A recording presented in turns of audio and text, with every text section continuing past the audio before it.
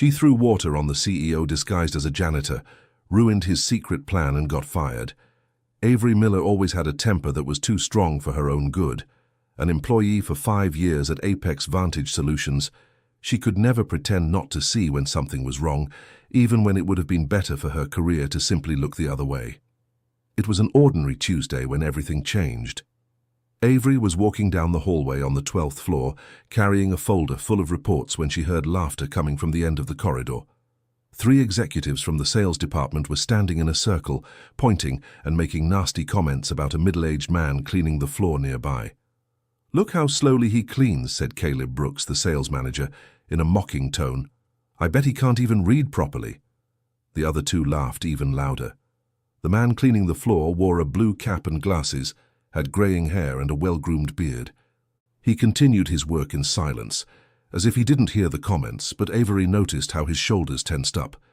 "He must be another one the company hired out of pity," commented Derek Graham, another manager. "These old guys aren't even good for cleaning properly." "Hey, old man Joseph," Caleb shouted at the man. "You deaf? We're talking to you." The man raised his face and looked at the 3 of them. Avery noticed something strange in his eyes. It wasn't the submissive look she would expect from someone being humiliated. It was a calculating look, as if he were studying each of the executives. "Excuse me, sirs," the man replied calmly. "I'm just doing my job." "Your job?" Derek laughed. "Your job is to be invisible. Nobody wants to see an old man picking up trash in the hallway when we have important clients visiting the company." Avery felt the blood rush to her head. She had witnessed similar situations before, but never so blatant. She looked around and saw other employees passing through the hallway, all averting their eyes and pretending nothing was happening. "How about you go clean the bathroom downstairs?" suggested Caleb. "At least there you won't bother important people." That's when Avery completely lost her patience. She approached the group with firm steps, still holding her document folder. "Do you 3 have a mental problem?" she said, her voice loud enough to draw attention from everyone in the hallway. Caleb turned, surprised. "Avery, what's your problem?" "My problem is you 3 acting like rude brats," she replied without lowering her tone. "This gentleman is working, and you're here humiliating him as if you owned the world." "Hold on," said Derek, trying to sound reasonable. "We were just joking around." "Joking?" Avery laughed, but it was a humorless laugh. "You think it's funny to humiliate a worker who probably has more dignity in his little finger than the 3 of you combined." The man in the blue cap stopped cleaning and watched the argument.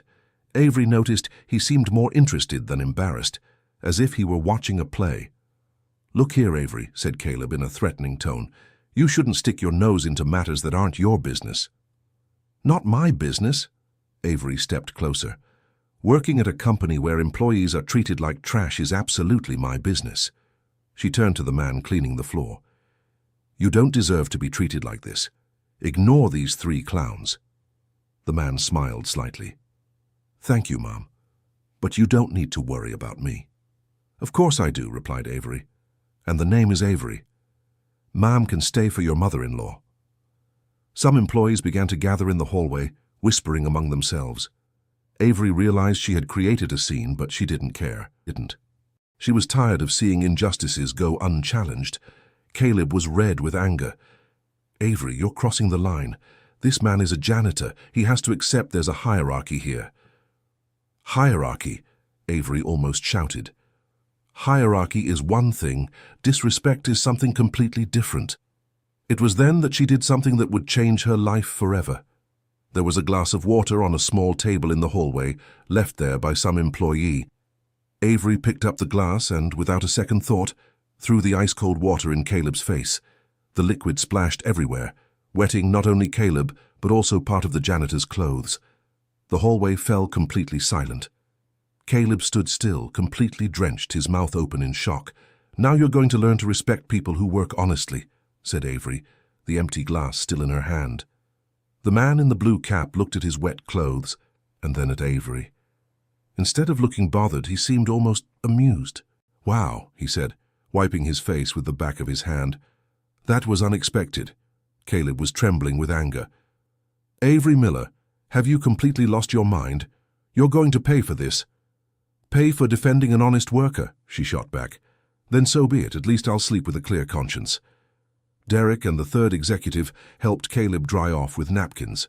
The other employees in the hallway kept watching, some filming with their phones. "Sir," said Avery, addressing the man in the cap, "I'm sorry I got you wet too, that wasn't my intention." "Don't worry," he replied with a strange smile. "It was educational." "You should file a formal complaint against these three," suggested Avery. "The Human Resources Department needs to know how they treat employees." The man chuckled softly. "I don't think that will be necessary. I'm sure the right people will find out what happened here today." Caleb, still wet and furious, pointed his finger at Avery. "You have no idea what you've just done. You'll regret this bitterly." "The only thing I regret," replied Avery, "is not having done it sooner." She turned to leave, but the man in the cap called her. "Avery," he said, "can I ask you something?" "Sure." "Why did you do that? Why risk yourself for someone you don't even know?" The question took Avery by surprise. She thought for a moment before answering. "Because my mother taught me that we should treat everyone with respect, no matter what job they do. And because I can't stand seeing good people being stepped on by people who think they're better than others." The man nodded slowly. "Your mother raised you well." "She was a cleaner," said Avery, not knowing why she was sharing that. "She worked her whole life cleaning offices to give me a better education.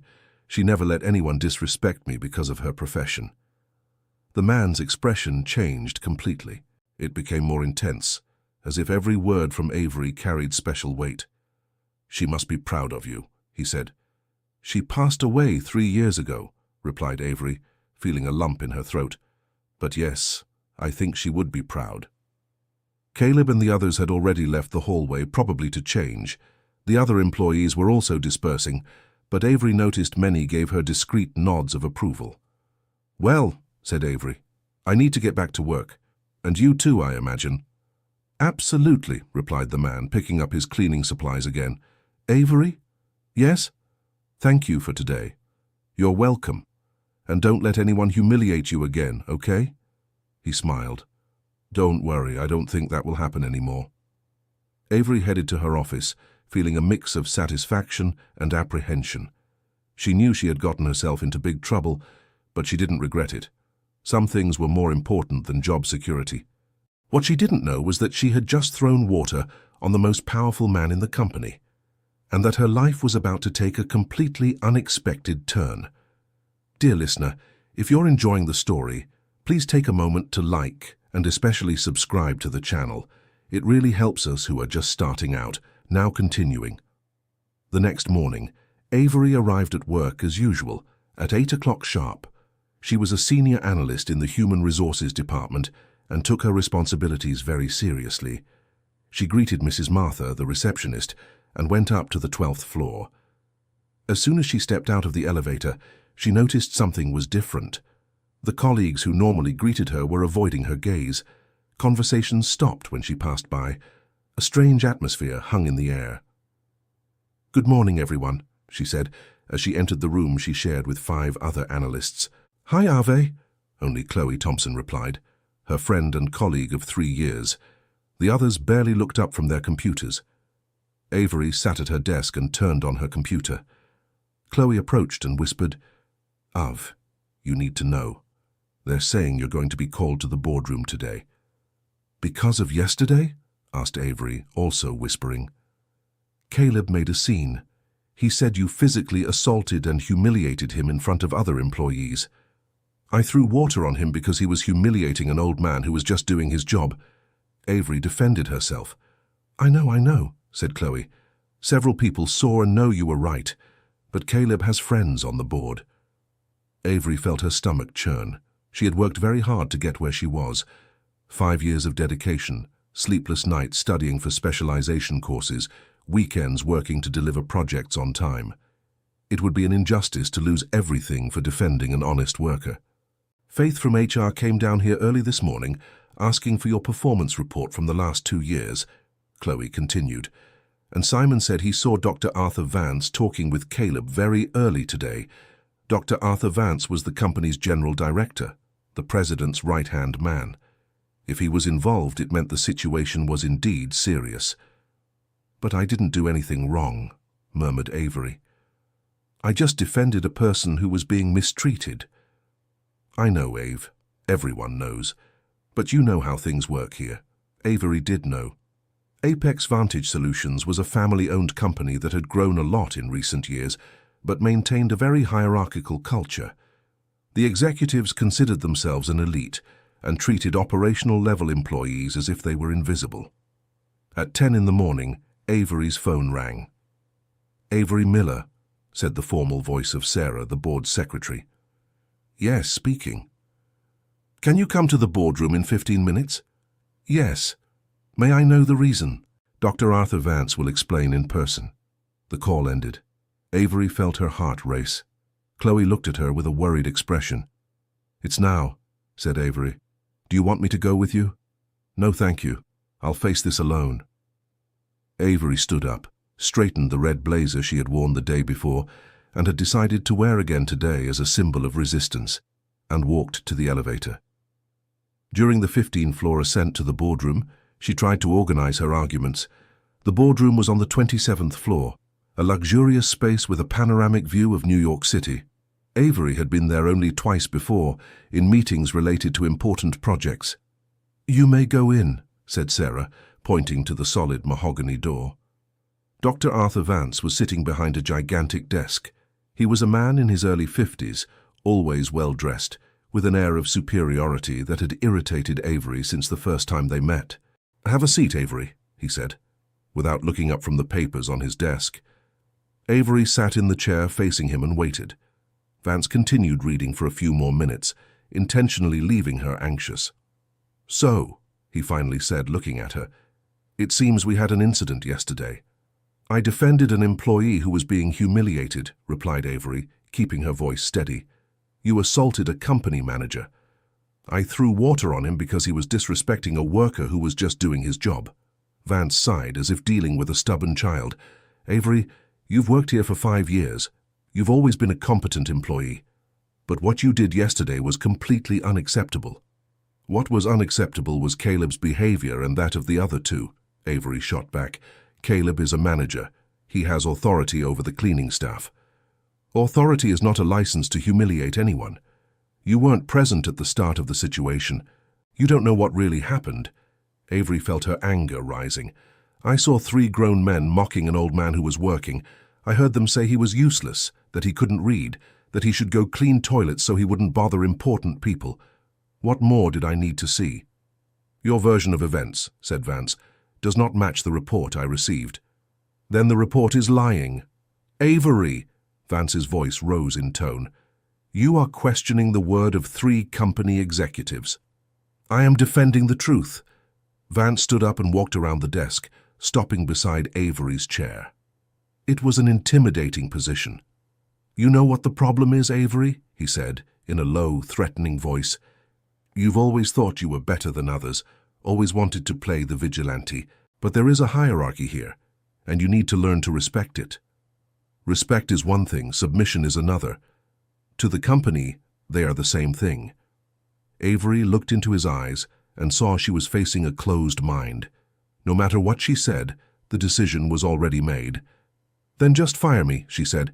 "If that's what you want, do it." "We don't want to fire you, Avery. You are a valuable employee. We want you to learn." "Learn what?" "To stay in your place." The words hit Avery like a slap in the face. She stood up abruptly from the chair. "My place," she repeated, her voice trembling with indignation, "my place is to defend what is right." "Your place," said Vance, moving back behind the desk, "is to be an exemplary employee who doesn't cause trouble. Defending an honest worker is not causing trouble. It is when that worker is subordinate to people you offended." Avery felt the conversation was heading to a point of no return. Vance pulled out a folder and took some papers from it. "I'm offering you a transfer," he said, "to the Miami branch. Same salary, same position. You just need to sign here agreeing that yesterday's incident was a misunderstanding. And if I don't sign? Then we will have to reevaluate your continued employment with the company." It was a clear threat. Avery looked at the papers on the desk. Miami was an hour and a half from New York. It would mean changing her whole life, losing proximity to her friends, having to adapt to a new team. Can I think about it? You have until tomorrow at 5 p.m. Avery left the room on shaky legs. 24 hours to decide between a forced transfer or unemployment. It was a situation she never imagined she would face. In the elevator, she ran into Old Man Joseph, the man in the blue cap. He was accompanied by a younger woman, apparently also from the cleaning staff. "Hi, Avery," he said. "How are you?" "Hi, Joseph. Getting by." She noticed he was no longer wearing the blue uniform from the day before. Today he wore dress pants and a simple white shirt, but he still kept the cap on. "I heard you had trouble because of yesterday," he said. "How did you know?" asked Avery, surprised. "News travels fast in a company," he replied with a smile, "especially when someone throws water on Caleb." The woman beside him chuckled softly.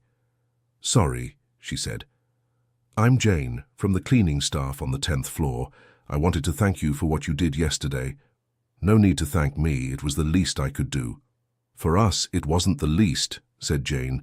"It's been a long time since anyone cared to stand up for us. Most pretend we don't exist." "Or treat us like furniture," added Old Man Joseph. The elevator stopped on the 12th floor. Avery was about to step out when Old Man Joseph called her. "Avery, can I give you some advice?" "Of course. Don't change who you are because of people who don't deserve your respect." The doors closed before she could respond. Avery kept thinking about his words as she walked to her desk.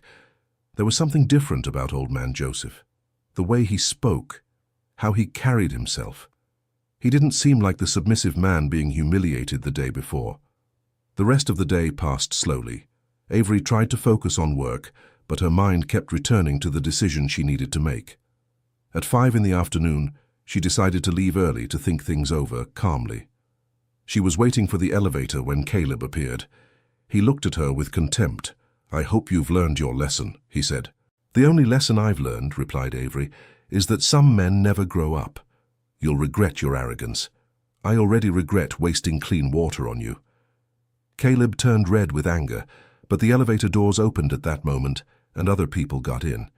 He couldn't make a scene there. The whole way home, Avery thought about her situation. She lived in a small apartment in Brooklyn, which she had bought with great sacrifice. Her mother was right when she said that education was the only inheritance no one could take from her, but sometimes even education wasn't enough against injustice. That night, she called her younger sister, Faith, who lived upstate. "Av, what a surprise," said Faith. "Is everything okay?" "Faye, I have a problem at work." Avery told her the whole story. Faith listened in silence, making only a few indignant comments. "You did the right thing, Ave," Faith said at the end. "Mom would be proud of you." "But what now? Do I accept the transfer or risk unemployment?" "Do you remember that time Mom was fired because she refused to lie to protect her boss?" Avery remembered. Her mother, Mrs. Mary, had witnessed her boss stealing cleaning supplies and refused to lie when questioned. She was fired on the spot, but found another job within 2 weeks. "Mom always said that those who do right are never left helpless," Faith continued. "Easier said than done, Faye." "I know, sis. But you've always been strong. It'll work out." After the conversation, Avery felt a little better. She decided to sleep on it and make her decision the next morning. But sleep didn't come easily. She lay in bed thinking about the injustice of the situation, about Caleb's mocking face, about Vance's arrogance. And for some reason she also thought about Old Man Joseph and that strange look he had, as if he knew something she didn't. The next morning, Avery woke up determined. She would not accept the transfer. If she had to leave the company, she would leave with her head held high without signing any paper admitting she had done something wrong. She arrived at work an hour early and went straight to Vance's office. Sarah hadn't arrived yet, but the door was open. "Dr. Vance?" she called, knocking on the door. "Come in, Avery. I knew you'd come early." "I've come to give my answer." "And what is it?" "I don't accept the transfer, and I won't sign any document admitting I did something wrong." Vance sighed and shook his head. Avery, you really are stubborn." "I'm honest. Unfortunately, honesty isn't always compatible with the corporate world. He opened a drawer and took out an envelope. "Your termination," he said, extending the envelope, "effective immediately." Avery took the envelope with trembling hands. 5 years of dedication reduced to a piece of paper. "The finance department has already been instructed about your severance," Vance continued. "You can go there to settle the amounts and return your badge. May I know the official reason?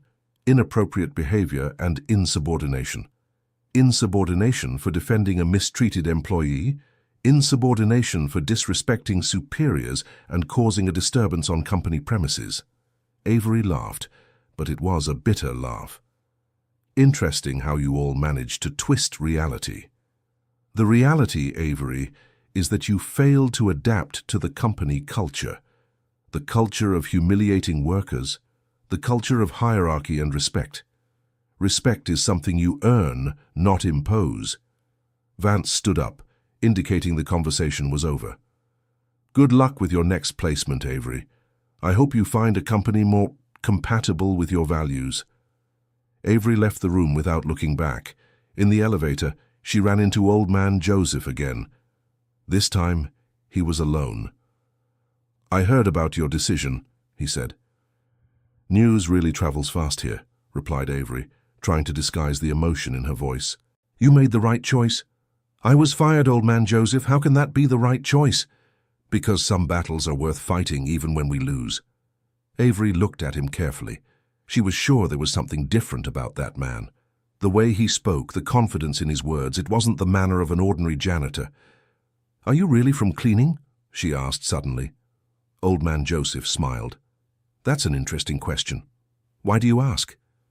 "I don't know. You speak in a way differently." "Different how?"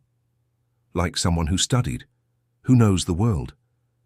"And janitors can't have studied. They can't know the world." Avery blushed. "I'm sorry, I didn't mean that. It's just—" "I understand," he said gently. "You're not wrong. I'm not exactly what I seem." The elevator stopped on the 12th floor. Avery was about to get out when he called her again. "Avery, can I ask you a question?" "Of course. If you could change one thing about this company, what would it be?" The question was strange, but Avery answered without hesitation. "I'd change the way employees are treated. Everyone should be respected, regardless of their role, even if it cost money, even if it reduced profits. Respect doesn't cost money, and respected employees work better, produce more." Old Man Joseph nodded slowly. "Thank you. That was a very enlightening answer." The doors closed again, leaving Avery with more questions than answers. She went to her desk to collect her personal things. Chloe and the other colleagues were shocked by the news of the dismissal. Some expressed solidarity, others avoided commenting. Avery understood. Everyone had families to support and couldn't take risks. "It's an injustice," said Chloe, helping pack Avery's personal belongings into a box. "Everyone knows you only did the right thing." "Doing the right thing sometimes comes at a high cost," replied Avery. "You'll find another job easily. You're too competent to stay idle." "I hope so." When she finished packing her things, Avery took one last look at the office where she had spent the last 5 years. Many good memories, but also a lot of frustration with the company culture. In the finance department, she settled her severance amounts. It was a reasonable amount that would give her a few months of peace to find a new job. "Avery," a voice called from behind her. It was Jane, the cleaner she had met in the elevator the day before. "Hi, Jane. I wanted to thank you again, and to tell you that a lot of the cleaning staff are talking about what you did. It's been a long time since anyone cared about us. You deserve respect like anyone else. We know, but the world doesn't always work that way." Jane hesitated for a moment, as if about to say something important. "Avery, can I tell you something?" "Of course." "That Joseph you defended, he's not quite what he seems." Avery felt her heart race. "What do you mean?" "He showed up here a week ago, said he was doing some special, kind of temporary work. We thought it was strange because he doesn't act like the other cleaners." "Strange how?" "He observes a lot, asks questions about how the company works, how the bosses treat us, and he's always with a little notebook writing things down. Writing down what? I don't know, but yesterday, after what happened, he got very interested in knowing everything about you, asked your full name, how long you've worked here, what your role is. Avery felt a chill in her stomach. Jane, do you know where I can find him? He didn't come to work today. In fact, no one in supervision knows where he is. What do you mean? Mrs. Cecily, who coordinates the cleaning, said his contract was kind of strange, that he was hired directly by the board for a special service. The pieces began to fit together in Avery's mind. The different way of speaking, the calculating look, the strange questions. Old man Joseph was not a simple cleaner. Jane, she said, urgency in her voice, do you know his full name? I only know he introduced himself as Joseph, but Mrs. Cecily said she saw his document once and it had more last names, something like Joseph Henry something. Avery thanked her for the information and left the company with her mind racing. The whole way home, she tried to understand what was happening. Who really was the man she had defended? And why did she have the feeling that her firing wasn't just about throwing water on Caleb? She got home and turned on the computer to search. She typed Joseph Henry Apex Vantage Solutions into Google and waited for the results. What she saw on the screen took her breath away. Dear listener, if you're enjoying the story, please take a moment to like and especially subscribe to the channel. It really helps us who are just starting out. Now continuing. Joseph Henry Harrison, CEO and main shareholder of Apex Vantage Solutions. The photo on the company website showed an elegant man in a suit, but Avery recognized him immediately. It was old man Joseph, without the cap and with his hair combed, but it was definitely him. Avery stood still, looking at the computer screen, trying to process the information. She had thrown water on the supreme boss of the company where she worked. The most powerful man at Apex Vantage was disguised as a cleaner, and she had not only drenched him but also defended him against his own employees. My God, she murmured, what have I done? She continued reading about Joseph Henry. 58 years old, with degrees in engineering and administration, he had taken control of the company 5 years earlier, after the passing of his father, the founder.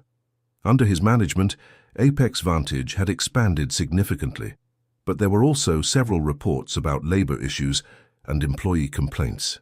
Avery remembered the strange questions he had asked in the elevator, about what she would change in the company, if it would be worth it, even if it cost money. Now it all made sense. He was undercover, investigating how employees were treated, and she had ruined his secret plan. Or had she? The more she thought, the more confused she became. If Joseph Henry was investigating the mistreatment of employees, why had she been fired for defending him? Why had Vance protected Caleb and the others? The answer came like a bolt of lightning. Vance didn't know who the janitor was. Avery got up from the chair, pacing back and forth across the room. If her theory was correct, Joseph Henry had witnessed everything: the humiliation by the executives, her defense, the water being thrown. He had seen that she was willing to sacrifice herself to protect an employee she believed was just a simple janitor. But then why hadn't he stopped her dismissal? The phone rang, interrupting her thoughts. Hello? Avery, it's Faith, your sister. Hi, Faye. How was it today? Did you accept the transfer? I didn't. I was fired. Oh, Ave, how are you feeling? Confused. I discovered something very strange about this whole situation. Avery told her sister about discovering Joseph's true identity. Faith was silent for a while. Ave, she finally said, this changes everything. Changes how? You defended the actual owner of the company without knowing who he was. That shows your character is genuine. But he let me get fired. Did he really let it happen? Or does he have some plan? What plan, Faye? I lost my job. Don't you think it's strange for a CEO to disguise himself as a janitor? He must have a very strong reason for doing that. Faith was right. CEOs didn't disguise themselves for fun.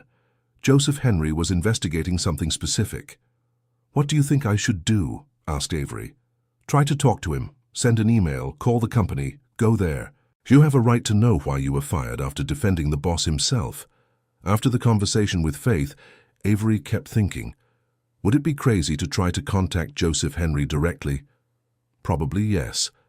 But she had nothing left to lose. She spent the rest of the afternoon writing and rewriting an email. She wanted to be respectful, but she also wanted answers. Finally, she decided to be direct. Dear Mr. Joseph Henry, my name is Avery Miller, a recently dismissed employee of Apex Vantage Solutions. I discovered that the janitor I defended yesterday was you. I would like to understand why I was fired for protecting the company's own CEO. Sincerely, Avery Miller. She attached her resume and pressed send before she lost her nerve. She didn't expect a reply, but the next morning she found an email in her inbox. Sender, Joseph Henry Harrison. Dear Avery, your message surprised me. Few employees would have the courage to contact me directly after being dismissed. I would like to speak in person. Can you come to my office today at 2 p.m.? Joseph Henry. Avery read the email 3 times before believing it. The CEO wanted to talk to her, but why? At 2 in the afternoon, she was at the reception on the 28th floor, the top floor of Apex Vantage, where the president's office was located. She had never been there. The environment was even more luxurious than the executive floor. Avery Miller, asked an elegant secretary. That's me. Mr. Joseph Henry is expecting you. Please follow me. The CEO's office was impressive. Floor-to-ceiling windows with a panoramic view, solid wood furniture, an original Jackson Pollock painting on the wall. And there, behind an enormous desk, was Joseph Henry. Without the cap, without the blue uniform, but he was definitely the man she had defended. Avery, he said, standing up, thank you for coming. Thank you for seeing me. Please sit down. Would you like coffee? Water. Water, please. Joseph Henry poured 2 glasses of water and sat in an armchair facing her, not behind the desk. It was a less intimidating position. I imagine you have many questions, he said. A few, admitted Avery. Where would you like to start? Why were you disguised as a janitor? Joseph Henry sighed. A few weeks ago, I started receiving anonymous complaints about the treatment of outsourced employees, reports of humiliation, moral harassment, inadequate working conditions. And you decided to investigate personally. Yes, I wanted to see with my own eyes how my company really operates at the ground level. And what did you find? That the complaints were true. In 1 week undercover, I witnessed at least a dozen distressing situations. Avery felt a mix of satisfaction and sadness. Satisfaction for being right. Sadness for confirming something she already knew. But yesterday, continued Joseph Henry, I witnessed something different. What? A courageous employee who defended a stranger, who risked her own position to protect someone being mistreated. Avery felt her face grow warm. Any decent person would do the same. No, Avery, unfortunately that's not true. For an entire week only you had the courage to stand up to the aggressors. Then why was I fired? Joseph Henry leaned forward. That is the most important part of our conversation. You were not fired by me. What do you mean? Vance made the decision on his own. I only found out this morning when I received your email. Avery felt a mixture of relief and anger. So you didn't know? No, and I must say I was deeply troubled when I found out. Troubled why? Because Vance fired precisely the employee who demonstrated having the values I want to see in my company. Joseph Henry stood up and went to the window. Avery, may I tell you something personal? Of course. My father founded this company with the philosophy that all employees should be treated with dignity. When I took control, I promised to uphold that philosophy. And have you? I thought so. But I've discovered people can change a lot when the boss isn't watching. He turned to her. Your email made me reflect. You were fired for doing exactly what I wish all my employees would do. Protect those who need protection. What does that mean? It means I want to offer you your job back, with a promotion. Avery nearly choked on her water. What? I want to create a new position, Employee Wellness Coordinator. Your responsibility would be to ensure everyone in the company is treated with respect. This seems too good to be true. Why would it be? Because yesterday, I was a former employee fired for insubordination. Today, you're offering me a promotion. It's very strange." Joseph Henry laughed. "I understand your suspicion, but think, who better to look after employee well-being than someone who has proven willing to sacrifice for them?" Avery reflected for a moment. The offer was tempting, but something bothered her. "May I ask a direct question?" "Of course." "How can I be sure this isn't just a marketing ploy, that you're not trying to buy me off to avoid trouble?" The question was harsh, but Joseph Henry didn't seem offended. On the contrary, he smiled. "That question proves I made the right choice," he said. "Someone motivated only by money wouldn't question the boss's intentions." "You didn't answer my question." "You're right. The answer is, you can't be sure. You'll have to trust or not trust." "And if I accept and later find out I was deceived? Then you can throw water on me again. This time I'll deserve it." Despite everything, Avery laughed. "I don't know if I have any more water to waste." "Avery," said Joseph Henry, turning serious again, "I'm going to be completely honest. This company has problems, serious organizational culture problems. I need help to fix them." "And you believe I can help?" "I believe you are exactly the kind of person I need by my side, someone who isn't afraid to confront injustice. Even if that means facing important executives, especially if it means facing important executives." Avery looked out the window, seeing the city below. It was a unique opportunity, but also a frightening one. "Can I have a few days to think?" "Of course. But while you think, I'd like you to know something." "What?" "Vance will be removed. His firing was the last straw." "Because of me?"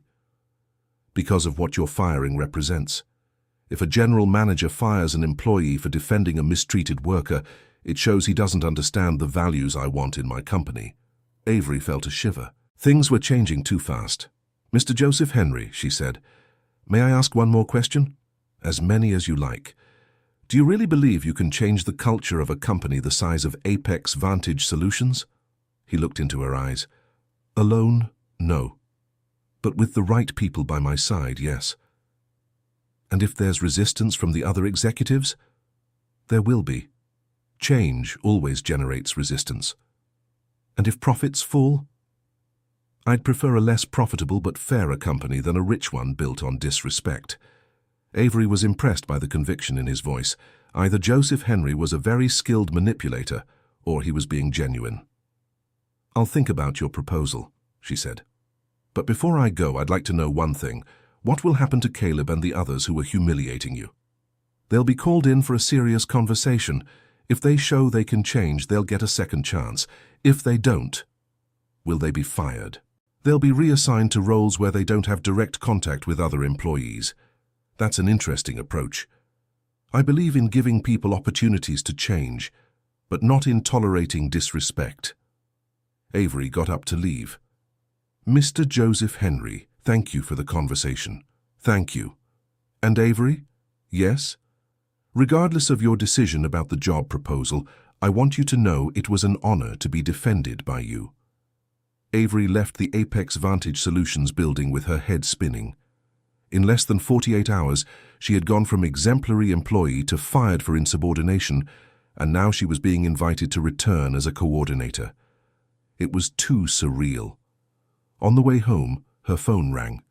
It was Chloe. "Ave, you won't believe what happened here today." "What?" "Vance was fired. A notice came from the presidency saying he no longer works at the company." "Really?" "And that's not all. Caleb and 2 other managers were called to a meeting with HR. They're saying it's about professional conduct reassessment." "Wow. Avery, what did you do? Everyone is saying it has something to do with you." "It's a long story, Chloe. I'll tell you later." When she got home, Avery sat on the sofa to organize her thoughts. She had 3 days to make a decision that could completely change her life. Accepting the proposal meant going back to Apex Vantage Solutions in a position with much more responsibility, but also much more exposure. She would be responsible for implementing changes that would certainly meet resistance. Not accepting meant looking for another job, starting from scratch at another company. It would be safer, but it would also mean wasting a unique opportunity to really make a difference. That night she called Faith again. "Ave, How was the conversation with the CEO? Avery told her all the details of the meeting. Faith listened in silence, making only a few astonished comments. "So," said Faith at the end, "what are you going to do?"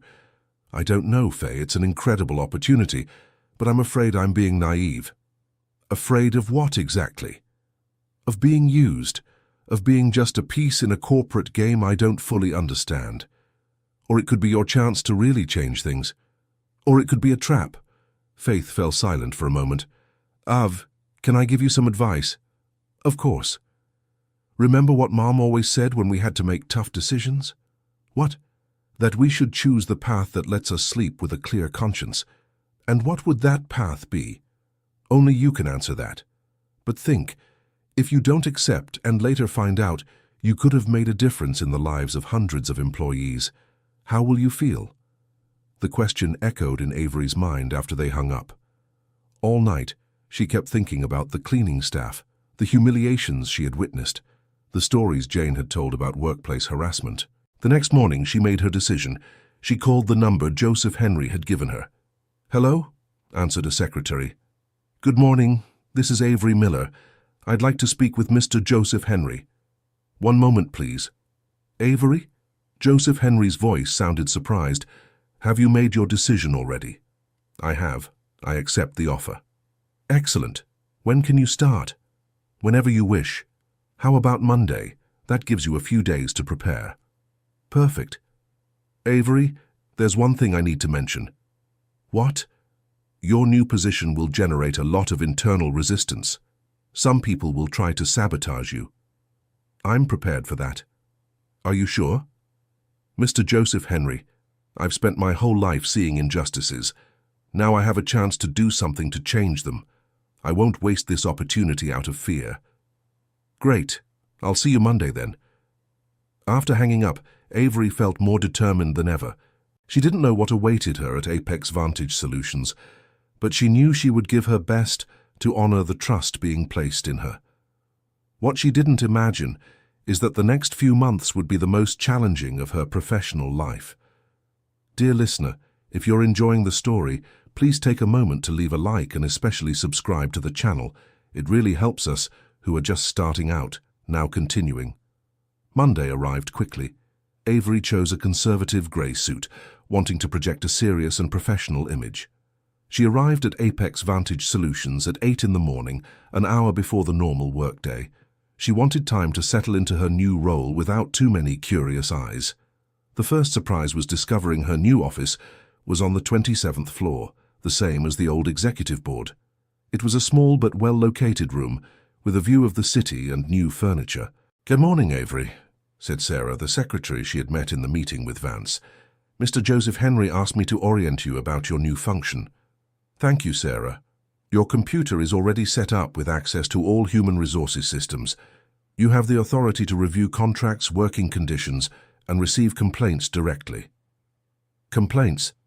"Yes. A specific channel has been created for employees to report problems related to improper treatment. The email is directly linked to your computer." Avery sat in the new chair and turned on the computer. There were 17 emails waiting. All were complaints or grievances.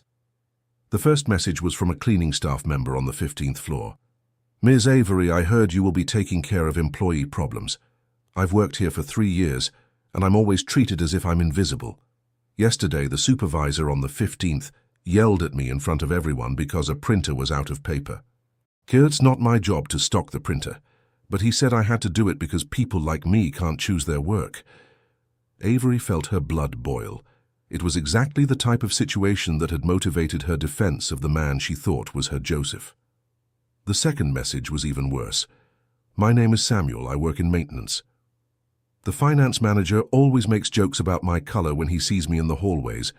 I already complained to HR, but they said jokes between colleagues are normal, and that I shouldn't take everything so personally." Avery spent the entire morning reading the complaints. They were stories of harassment, discrimination, public humiliation.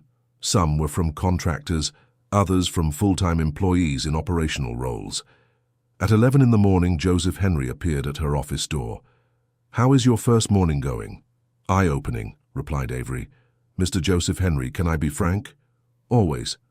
The situation is worse than I imagined. These complaints show a systematic pattern of disrespect. Joseph Henry entered the office and closed the door.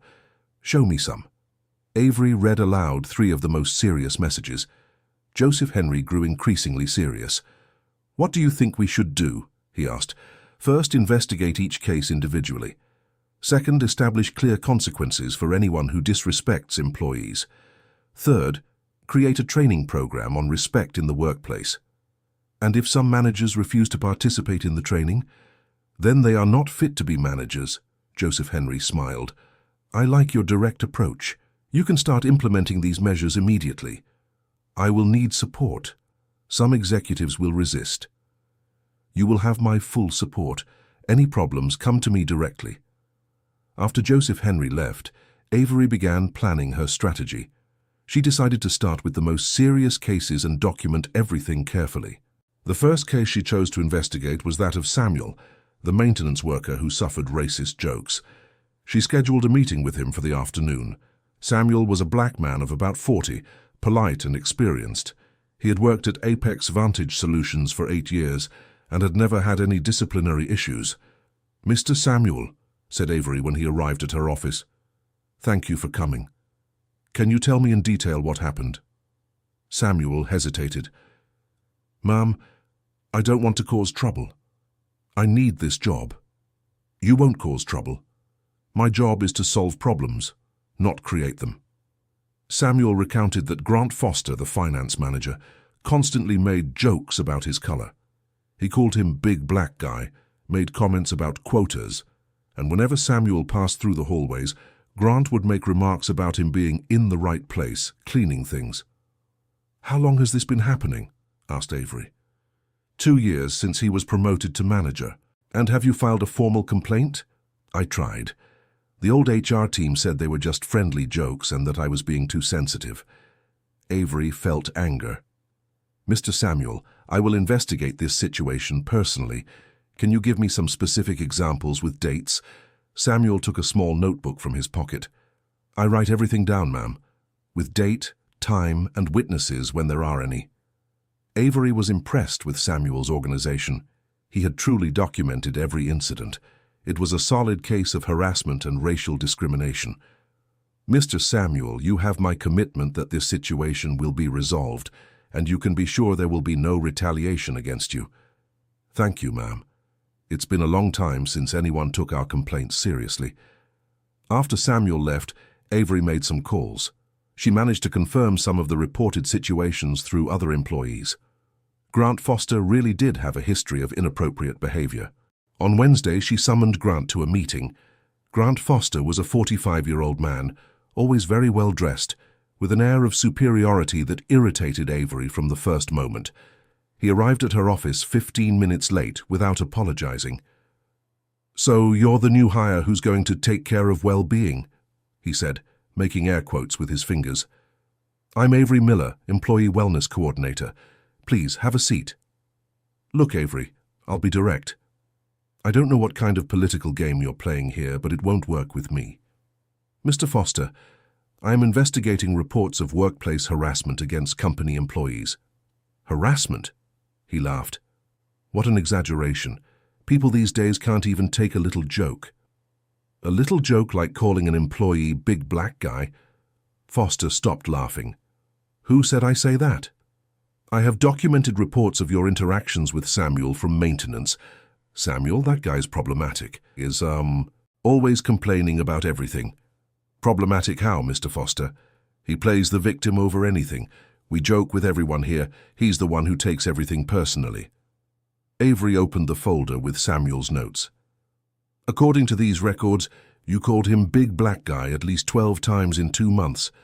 Made comments about him being in the right place cleaning things. Said in front of other employees that he must have gotten in through a quota. Is that a joke to you? Foster turned red. Listen here, young lady. I've worked at this company for 15 years. I won't accept a lecture on morals from someone who just got here yesterday. Mr. Foster, I'm not giving a lecture on morals. I'm doing my job to ensure all employees are treated with respect. Respect? He stood up abruptly. You know what your problem is. You don't understand how the real world works. There's hierarchy, there's order. Not everyone is equal. You're right, not everyone is equal. Some people have character, others don't. Foster slammed his hand on the table. I won't accept this kind of insult. Sit down, Mr. Foster. We're not finished. We are finished. I'm going to speak with Joseph Henry personally. Let's see how long you last in this little made-up position. Feel free to speak with him. In fact, I'll make it easier. He will be at the meeting I scheduled for Friday. What meeting? The meeting where we will discuss the consequences of your inappropriate behavior. Foster left, slamming the door. Avery sighed. She knew she had just made an enemy, but it was the price of doing the job right. On Thursday, she received a call from Joseph Henry. Avery, I need to speak with you. Can you come to my office? Of course. Is something wrong? Grant Foster was here today. Avery went up to the 28th floor with a heavy heart. Had Joseph Henry changed his mind about supporting her? Have a seat, Avery, said Joseph Henry when she arrived. Foster made some serious accusations against you. What kind of accusations? He said you are targeting long-time employees, creating problems where none exist, that you are causing division in the company. And what do you think of these accusations? Joseph Henry smiled. I think they are exactly the kind of reaction we expected. Foster is nervous because he was caught behaving inappropriately. So I still have your support? More than ever. In fact, I want to speed up the process. We'll have the Friday meeting with Foster, but I also want you to prepare a report on all the cases you've investigated so far. For what? I'm going to present it to the board of directors.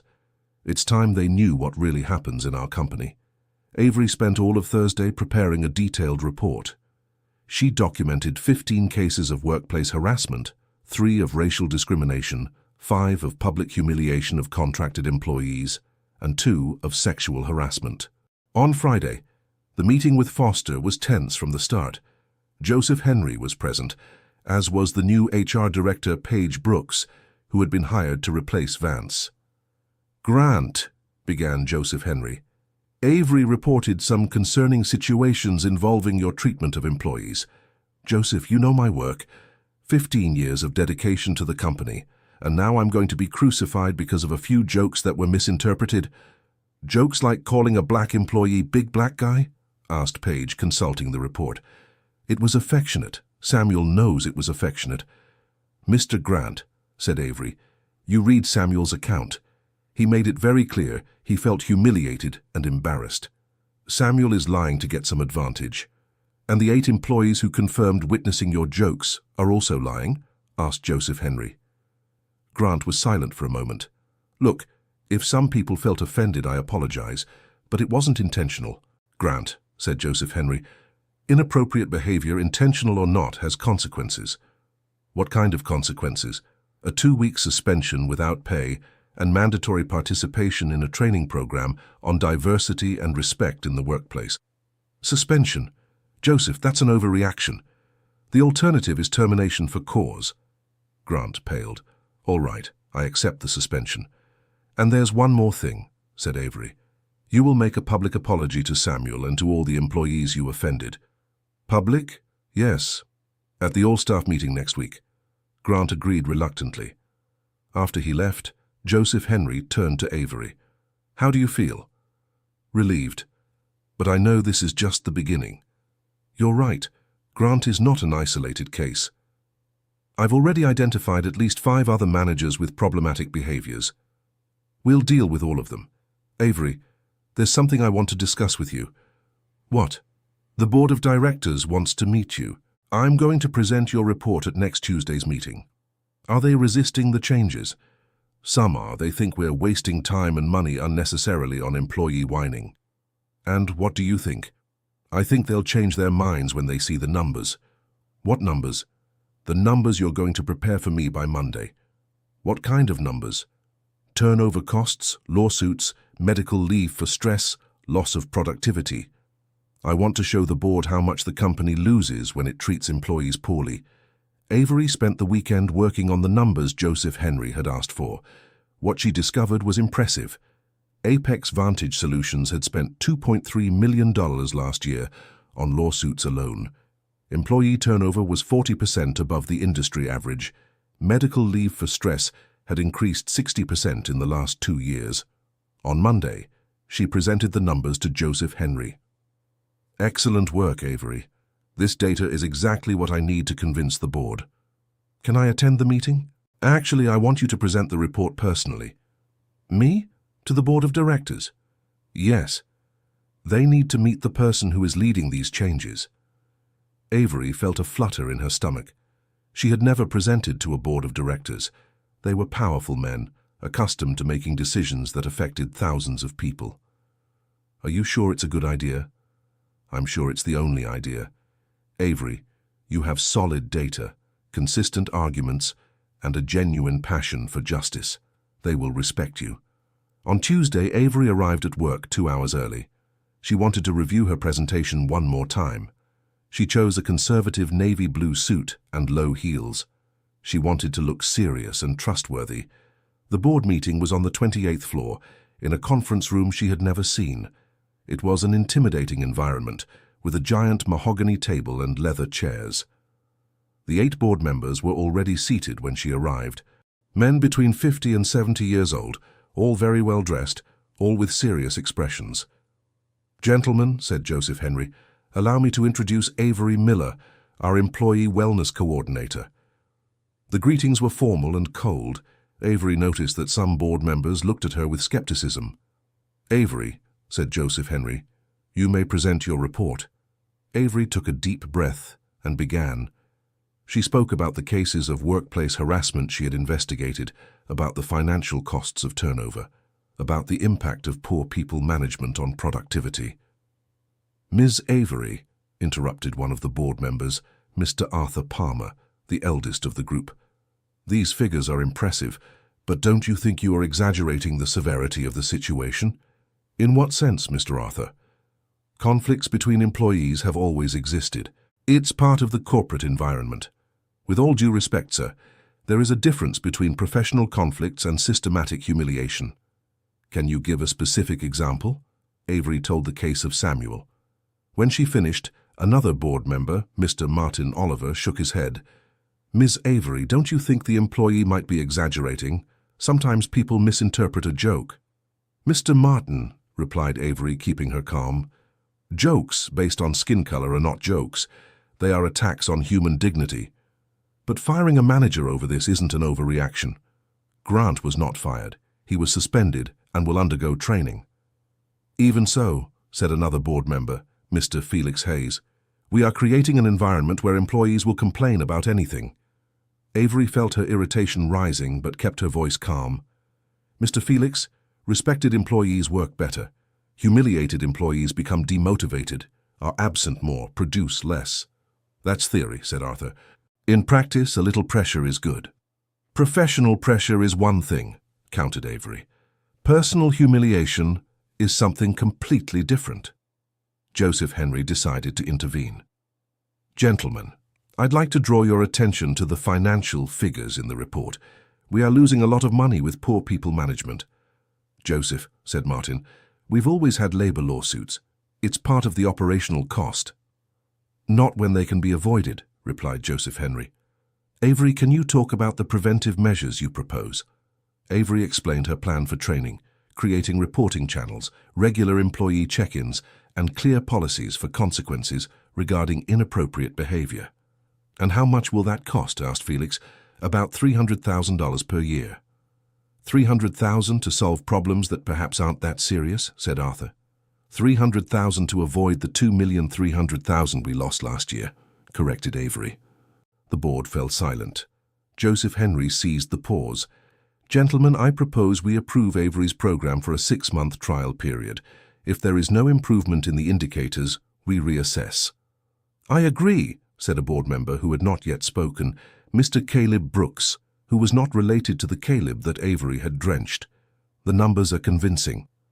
After a quick vote, 4 board members voted in favor, 3 against, and 1 abstained. The program was approved. "Congratulations, Avery," said Joseph Henry when they left the room. "You did it." "For now," she replied. "I know I'll have to prove results quickly." "You will prove them, I'm sure. But Avery knew the real test was just beginning. Implementing changes in a company the size of Apex Vantage Solutions would be much more difficult than convincing a board of directors. In the following weeks, she began to put her plan into practice.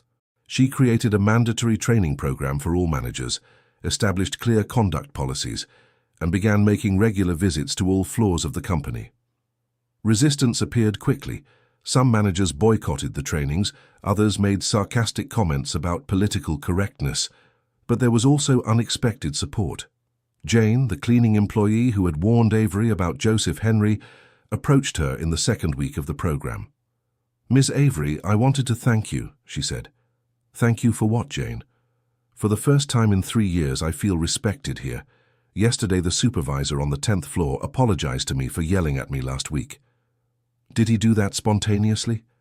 "He said he attended your training and understood he was wrong." It was exactly the kind of feedback Avery hoped for. Small but significant changes. But not everything was going well. Grant Foster had returned from suspension even more resistant, and other managers were following his example. In the 5th week of the program, Avery received a serious complaint. An employee from the commercial area reported she was suffering sexual harassment from her direct supervisor. It was a delicate case that would require careful investigation, and Avery knew it would be her biggest test so far. The employee's name was Mia Hayes. She was 28 years old and had worked at the company for 2 years. She was competent and dedicated, but was clearly shaken when she arrived at Avery's office. "Mia," said Avery, "thank you for trusting me. Can you tell me what happened?" Mia said her supervisor, Peter Henry Miller, had begun making inappropriate advances 3 months ago. It started with jokes about her appearance, then persistent invitations for business dinners, and the previous week he had made a direct proposal, promotion in exchange for sexual favors. "Mia, have you told anyone else about this?" "My friend Chloe, who works in HR, but she said it was dangerous to file a complaint against Peter because he has protection from the board." Avery felt her blood run cold. Peter Henry Miller was the son-in-law of one of the board members. "Mia, I will investigate this situation very carefully. Do you have proof of what you're reporting?" "I have WhatsApp messages and emails with inappropriate invitations, and a witness to the conversation about the promotion." "A witness?" "Clara, at the desk next to mine. She heard when he called me into his office and made the proposal." It was a solid case, but Avery knew it would be explosive. Peter Henry wasn't just any supervisor. He was considered one of the executives with the highest potential in the company. That afternoon, she sought out Joseph Henry. "We have a problem," she said, telling him about the complaint. Joseph Henry grew serious. "Peter Henry, are you sure? The employee has proof and a witness." "Avery, you know who his father-in-law is, right?" "I do." "Arthur Palmer from the board." "This is going to create a very big internal crisis. And what do we do? Pretend we don't know?" Joseph Henry thought for a moment.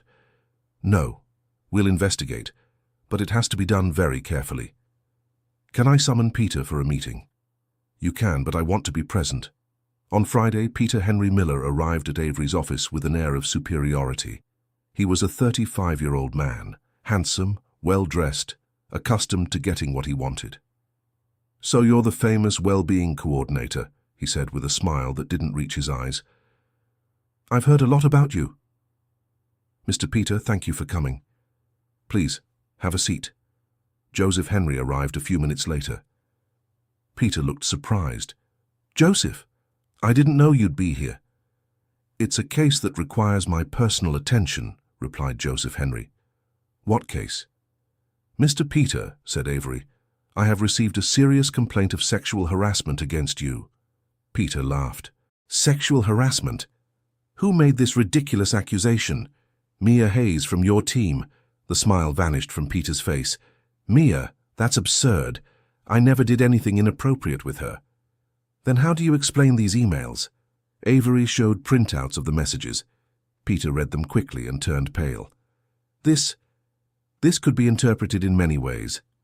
How would you interpret an email saying, "You would look beautiful in my apartment," sent to a subordinate at 11 at night?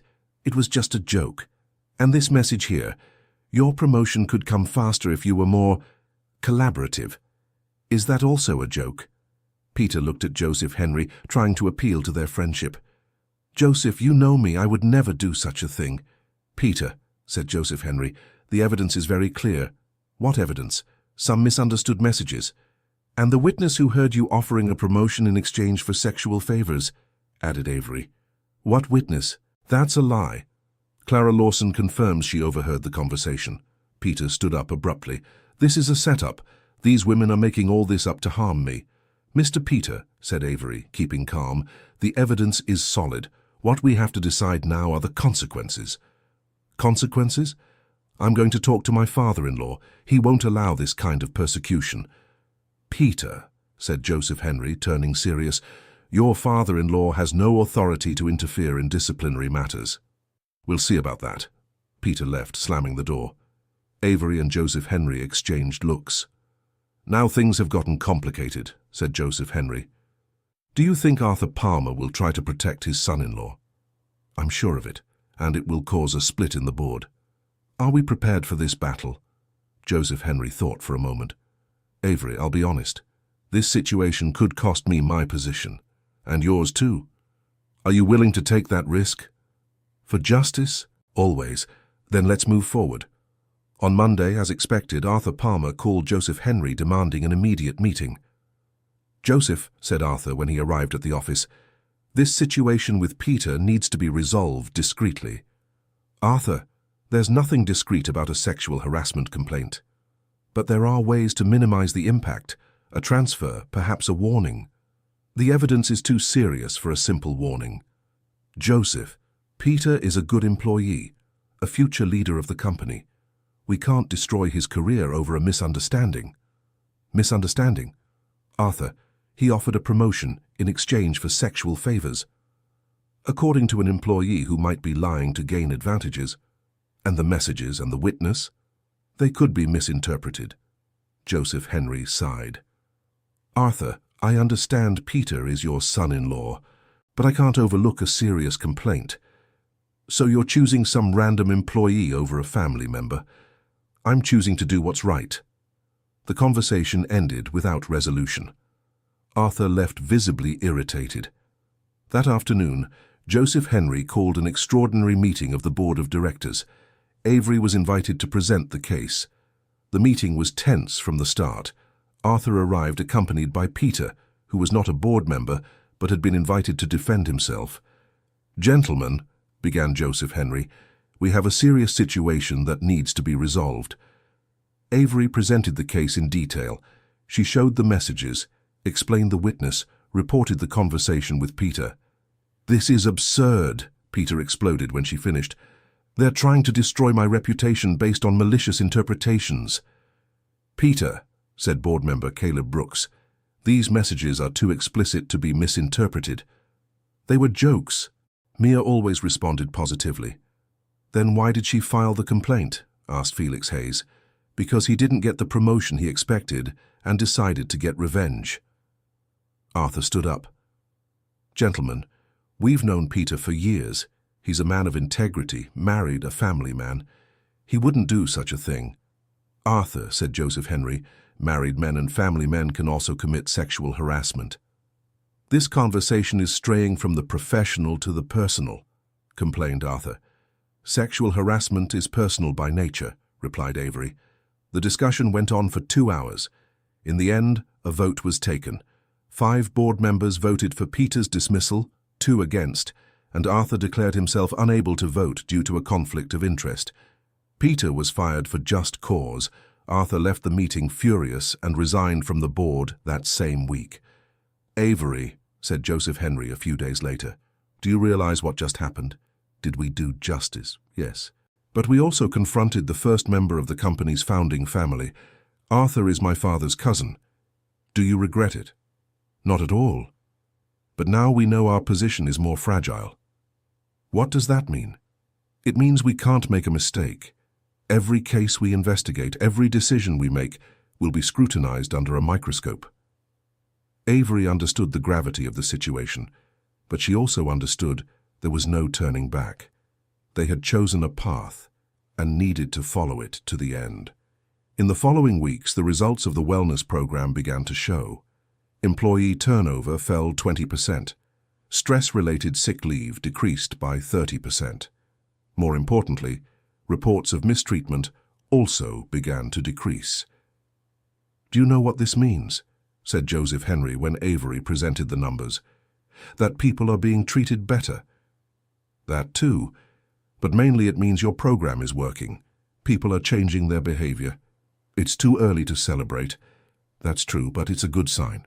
Avery agreed, but she knew there was still a lot of work ahead. And she was right. The program's biggest test was just beginning. 3 months after the program started, Avery received an unexpected call. "Miss Avery, this is Cecily, the cleaning coordinator." "Hi, Mrs. Cecily, how are you? I need to speak with you urgently. It's about a very serious situation." "What kind of situation?" "I'd rather speak in person. May I come up to your office?" "Of course. Come now." Mrs. Cecily was a 55-year-old woman who had worked at Apex Vantage Solutions for more than 20 years. She was respected by all the cleaning staff and knew the company's inner workings better than anyone. "Ms. Avery," she said when she arrived, "I've discovered something very serious." "What, Mrs. Cecily?" "Remember when Mr. Joseph Henry was disguised as a janitor?" "I remember." "Well, he wasn't the only one." Avery felt her heart race. "What do you mean?" "There are other executives disguising themselves as operational staff, but not to investigate problems, to cause problems." "Explain." "Last week, a new employee showed up in the cleaning crew on the 15th floor, said he was temporary, hired by supervision. But I thought it was strange because I didn't receive any official communication. And then? I kept an eye on him. The man didn't clean anything properly. He just kept talking to the other employees, asking strange questions." "What kind of questions?" "About you, about the wellness program, about who made reports. And yesterday, I found out who he really was." "Who?" "Luke Lawson, special advisor to Dr. Vance." Avery went cold. Vance had been fired months ago, but apparently still had contacts inside the company. "Mrs. Cecily, are you sure about this?" "Absolutely. I recognized him when he came out of the bathroom without the uniform. It's Luke, yes." "Is he trying to sabotage the program?" "Worse than that. I think he's trying to frame you." "How so?" "Yesterday he asked Marina if you had requested any confidential information about the company in exchange for helping with the complaint against Paolo. Avery understood immediately. They were trying to create a situation where she would appear to be blackmailing employees. Mrs. Cecily, thank you for warning me. I'll take the necessary steps." "Mum, be careful.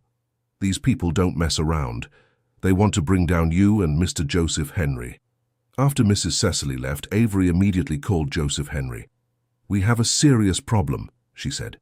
She told him about the infiltration of Luke Lawson. Joseph Henry was silent for a moment. "This is more serious than I imagined," he finally said. "What do we do?" "First, we document everything. Second, we expose this farce publicly. And third? Third, we find out who else is involved in this sabotage." Joseph Henry called an emergency meeting with the Security and Human Resources Board. He ordered a full investigation into Luke Lawson's presence in the company. The investigation revealed something even more shocking. Luke was not acting alone. There was a network of former employees linked to Vance trying to sabotage the changes in the company. "Avery," said Joseph Henry when the results were ready, "they are trying to bring us down systematically. Succeeding? Not yet. But they are creating a lot of noise. Some board members are starting to question if the program is worth keeping. And what do you think? I think we've reached a turning point. Either we move forward with full force, or we will be defeated." "What does moving forward with full force mean?" "It means exposing this entire sabotage network publicly. It means showing that the people resisting the changes are exactly the ones who caused the problems we're trying to solve." "It's risky. Very. But it's our only chance." Joseph Henry decided to call a general assembly with all company employees. It would be the following Friday in the main auditorium. "I'm going to tell them everything," he said to Avery. The disguise, the investigations, the program's results, the sabotage. It's time to be completely transparent. Will the employees support it? Those who are benefiting from the program, yes. Those who feel threatened by the changes, no. And the board? The board will have to choose a side. The week leading up to the assembly was tense. Rumors ran through the halls. Some employees expressed support for the program. Others showed concern about the changes. Caleb, the manager Avery had drenched months ago, took the opportunity to spread rumors about irregularities in Joseph Henry's management. He's using the company for personal games, Caleb said to anyone who would listen. Disguising himself as a janitor is crazy. But Jane and other cleaning staff made a counter-move. They spread accounts of how their working conditions had improved since the program began. For the first time in years, we feel respected, said Jane. On Thursday, the day before the assembly, Avery received an unexpected call. It was Vance. Avery, we need to talk. I have nothing to talk to you about. I have a proposal that might interest you. I'm not interested. $1 million for you to leave the company and forget everything you know about the internal problems. Avery was silent for a moment. It was an absurd amount. And if I don't accept, then you'll find out how hard it is to work in a company where no one trusts you. Is that a threat? It's a reality. You've made many enemies, Avery. You can't win this war. We'll see. Avery hung up and immediately told Joseph Henry about the conversation. $1 million? He seemed shocked. Where is Vance going to get that money? Probably not his own money. What do you mean? Someone is funding this sabotage operation. Someone with a lot of money and a lot of interest in bringing you down. Joseph Henry grew thoughtful. There are some minority shareholders who have always been against my management. Perhaps they are behind this. What do we do? Tomorrow at the assembly, we will expose everything, including this attempted bribe. On Friday, the Apex Vantage Solutions auditorium was packed. More than 800 employees were present. Joseph Henry took the stage with Avery Miller at his side. Colleagues, he began, I'm going to be completely honest with you today. In recent months, our company has undergone important changes, and it's time for you to know the whole truth. Joseph Henry told them about his disguise as a janitor, about the humiliations he witnessed, about the creation of the wellness program. He talked about the positive results, but also about the internal resistance. And yesterday, he said, looking directly at the cameras recording the assembly, they offered $1 million for Avery to leave the company. A murmur swept through the auditorium. Who offered it? Someone from the audience shouted. Former employees connected to the old general manager, funded by people who don't want to see this company change for the better. Avery stood up and asked to speak. Colleagues, she said, when I threw water on Caleb in that hallway, I didn't know I was throwing water on the company's owner himself. I did that because I can't stand seeing good people being mistreated. The audience laughed and applauded. The wellness program isn't perfect, she continued, but in 6 months we've managed to reduce reports of mistreatment by 70%. We've managed to decrease employee turnover by 30%. We've managed to create an environment where people like Jane from cleaning feel respected. Jane stood up in the audience and waved. Other cleaning staff also stood up and applauded. But there is still resistance, said Avery. There are still people who think humiliating employees is a boss's right. There are still those who prefer a company where fear rules instead of respect. And what do you all think? Joseph Henry asked the audience. Do you want a company based on respect or on fear? The answer was clear. The vast majority of employees stood up applauding, shouting respect. But Avery noticed that some executives remained seated, with expressions of displeasure. After the assembly, Joseph Henry and Avery knew they had won an important battle. But the war wasn't over yet. The following Monday, 4 managers resigned. Caleb was among them. Good, said Joseph Henry. People who can't work in an environment of respect really shouldn't be here. But on Tuesday came the news they were expecting. 3 minority shareholders filed a lawsuit questioning Joseph Henry's management. They are alleging misuse of company resources and creation of unnecessary programs. explained the Apex Vantage Solutions lawyer.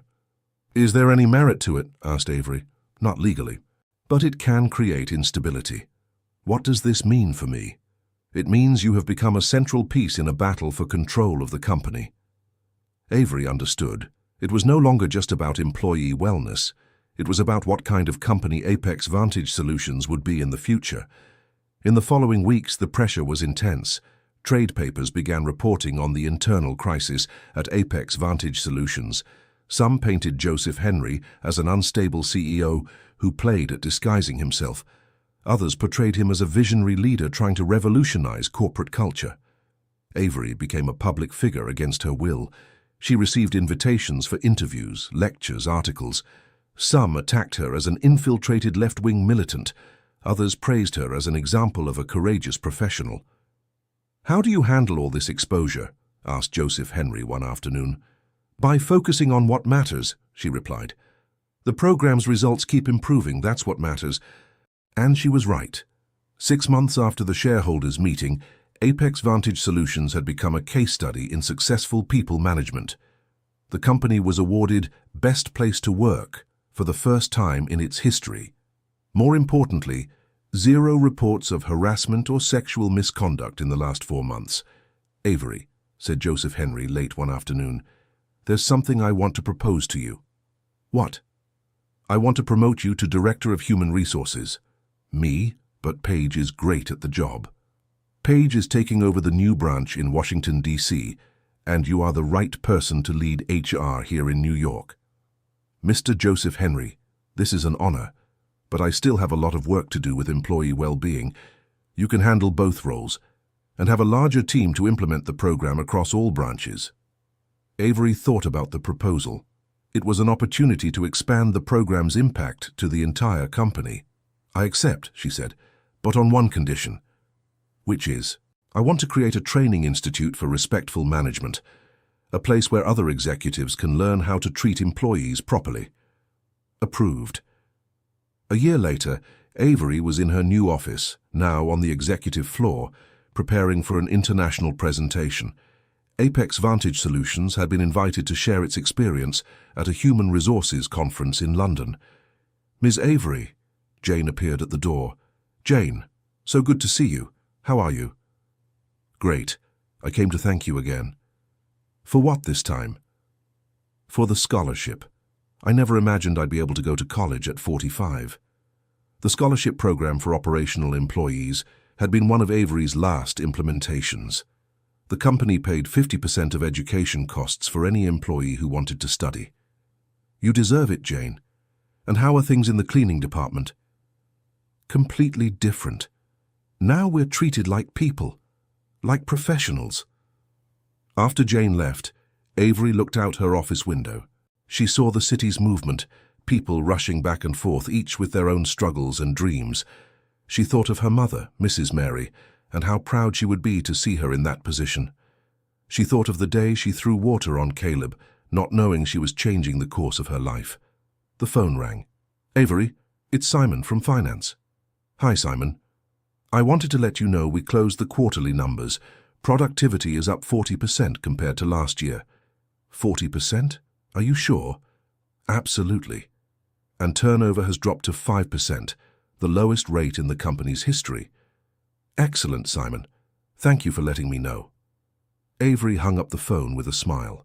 The numbers proved that respecting employees wasn't just a moral issue, it was also a matter of results. That afternoon, Joseph Henry stopped by her office. Avery, there's something I want to tell you. What? Remember the shareholders who filed a lawsuit against us? Of course. How is the case going? Dismissed. They dropped the lawsuit last week. Why? Because they can't argue against results.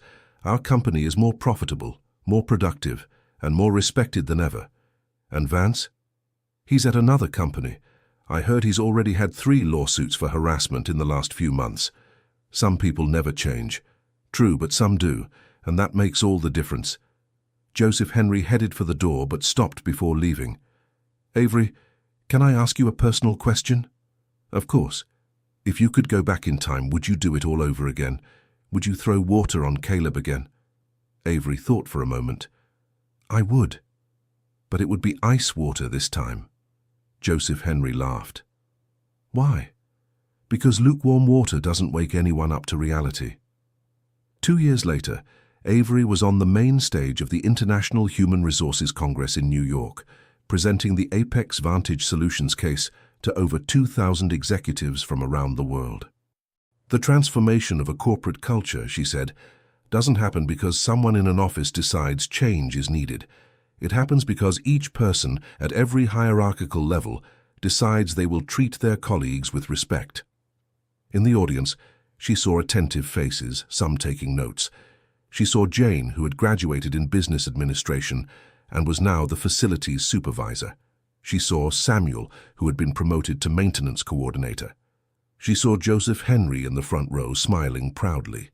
When I threw water on that manager, Avery continued, I wasn't thinking about the consequences. I was thinking that I couldn't stay silent in the face of injustice. And today, 3 years later, our company proves it's possible to have profit, growth, and respect at the same time. It proves that treating people well isn't a cost, it's an investment. But the most important change isn't in the numbers, she said, looking directly into the camera broadcasting live. It's in the fact that hundreds of people come to work every day, knowing they will be treated with dignity. And that, ladies and gentlemen, is priceless. The auditorium erupted in applause. Avery looked at the audience and felt she had fulfilled her mission, not just as a professional, but as a person. After the presentation, a young executive approached her. Ms. Avery, I'm Martha Helena from a company in Belo Horizonte. I'd like to implement a similar program where I work. Could you give me some tips? Of course, Avery replied. But first I need to ask you a question. Are you prepared to face resistance? To be questioned? To maybe even lose your job defending what's right? Yes, said Martha Helena with conviction. Then let's talk. Because transforming corporate culture isn't for those who want to, it's for those who have the courage. That night at home, Avery looked in the mirror and saw a woman different from the one who had thrown water on Caleb 3 years ago. More mature, more confident, more experienced, but with the same fire in her eyes. The fire of someone who doesn't accept injustice. The phone rang. It was Faith. Ave, I saw your talk online. I'm so proud. Thanks, Faye. Mom would be so proud. I know, said Avery, looking at the photo of Mrs. Mary on the shelf. She always said we had to fight for what's right, even when it's hard. And you did that. I still do, every day. Ave, can I ask you something? Sure. Are you happy? Avery thought about the question. She thought about her work, the difference she was making in the lives of hundreds of people, the transformations she had witnessed. I am, Faye. I'm very happy. Even with all the pressure, all the responsibility. Especially because of the pressure and the responsibility, because I know each workday is making the world a little bit better. After the conversation, Avery got ready for bed. Tomorrow would be another workday. More challenges, more opportunities to make a difference. On the nightstand, there was a photo of Apex Vantage Solutions, taken at the company's last social gathering. 800 people smiling, from all hierarchical levels mixed together. Joseph Henry was there, without a suit, talking animatedly with cleaning staff. Jane was next to executives, laughing at some joke. It was the picture of a company that had learned respect has no hierarchy. Avery smiled and turned off the light. It had been a good day, and tomorrow would be another. At Apex Vantage Solutions headquarters, the building was empty, but on the employees' desks were small signs of the transformation. Family photos at every workstation. Plants cared for by the employees themselves. Friendly notes stuck to the monitors. On the 12th floor, at the desk that had been Avery Miller's 3 years earlier, now worked Joseph, a young, freshly graduated analyst. In his drawer there was a piece of paper taped up. Treat everyone with respect. You never know who might be in disguise. It was an inside joke at the company, but it was also a daily reminder that human dignity is not negotiable. And on the 28th floor, Joseph Henry was putting the finishing touches on his presentation for the board of directors. It was the annual results meeting. The numbers were the best in the company's history. But he knew the most important number wasn't on the spreadsheets. It was in the fact that, for the first time in decades, no employee had resigned due to interpersonal relationship problems. Apex Vantage Solutions had truly become a human company, and it had all started with a glass of water thrown at the right moment. End of story. Now tell me, what did you think of Avery's story and her courage to do what's right? Would you have the same attitude as her if you saw someone being mistreated at work? Leave your opinion in the comments and share your own experiences about justice in the professional environment. And don't forget to leave your like and subscribe to the channel for more inspiring stories like this one.